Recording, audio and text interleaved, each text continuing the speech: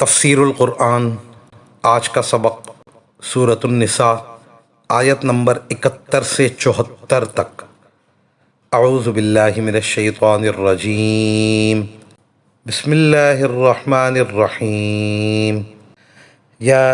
ایہا الذین آمنوا خذوا حذرکم فانفروا ثبات او انفروا جمیعا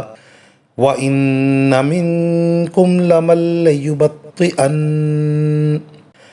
فَإِنْ أَصَابَتْكُم مُّصِيبَةٌ قَالَ قَدْ أَنْعَمَ اللَّهُ عَلَيَّ إِذْ لَمْ أَكُن مَّعَهُمْ شَهِيدًا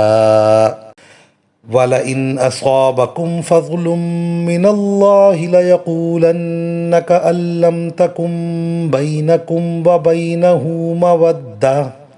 وَبَيْنَهُ مَوَدَّةٌ يَا لَيْتَنِي كُنتُ مَعَهُمْ فَأَفُوزَ فَوْزًا عَظِيمًا۔ فَلْيُقَاتِلْ فِي سَبِيلِ اللَّهِ الَّذِينَ يَشْرُونَ الْحَيَاةَ الدُّنْيَا بِالْآخِرَةِ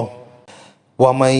يُقَاتِلْ فِي سَبِيلِ اللَّهِ فَيُقْتَلْ أَوْ يَغْلِبْ فَسَوْفَ نُؤْتِيهِ أَجْرًا عَظِيمًا۔ ترجمہ: اے ایمان والو، دشمن سے مقابلے کے وقت اپنے بچاؤ کا سامان ساتھ رکھو، پھر الگ الگ دستوں کی شکل میں جہاد کے لیے نکلو۔ یہ سب لوگ اکٹھے ہو کر نکل جاؤ، اور یقیناً تم میں کوئی ایسا بھی ضرور ہوگا جو جہاد میں جانے سے سستی دکھائے گا۔ پھر اگر جہاد کے دوران تم پر کوئی مصیبت آ جائے تو وہ کہے گا، اللہ نے مجھ پر بڑا انعام کیا کہ میں ان لوگوں کے ساتھ موجود نہیں تھا۔ اور اگر اللہ کی طرف سے کوئی فضل یعنی فتح اور مال غنیمت تمہارے ہاتھ آئے تو وہ کہے گا،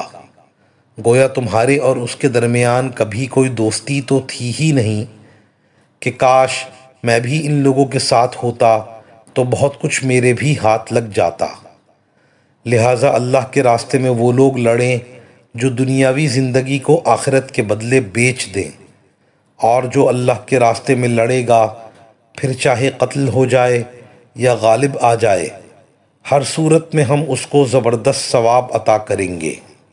ان آیات میں اول مسلمانوں کو حکم دیا کہ دشمنوں کی جانب سے چوکنے رہیں، ہتھیار تیار رکھیں اور موقع کے مطابق کھڑے ہوں۔ جہاں چھوٹی جماعتوں سے ضرورت پوری ہوتی ہو وہاں چھوٹی جماعتیں جائیں، جہاں بڑی جماعتوں کی ضرورت ہو وہاں بڑی جماعتیں جائیں۔ اس کے بعد منافقوں کا طرز عمل ذکر فرمایا۔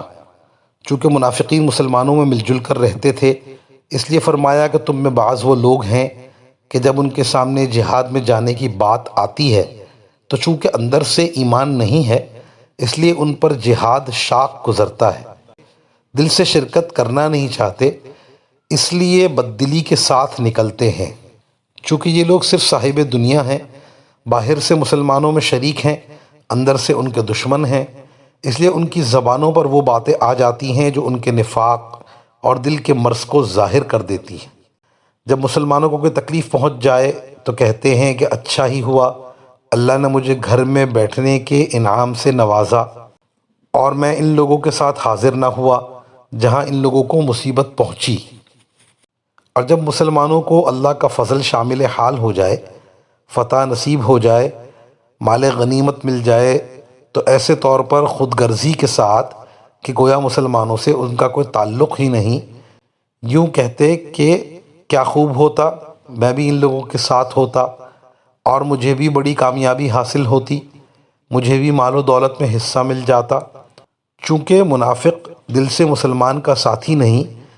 اس لیے ان پر جو اللہ کا فضل ہوا اس فضل پر اسے خوشی نہیں، بلکہ اسے اس بات کا افسوس ہے کہ میں ساتھ نہ تھا اور مال غنیمت سے محروم ہو گیا۔ جو لوگ دل سے مسلمان ہیں وہ اگر کسی وجہ سے جہاد میں نہ گئے اور مسلمانوں کو کامیابی ہوئی تو وہ اس پر ایسی ہی خوشی مناتے ہیں جیسے ان کے ساتھ جاتے اور فتح میں شریک ہوتے۔ اس کے بعد اللہ کی راہ میں قتال کرنے والوں کے لیے اجر عظیم کا وعدہ فرماتے ہوئے ارشاد فرمایا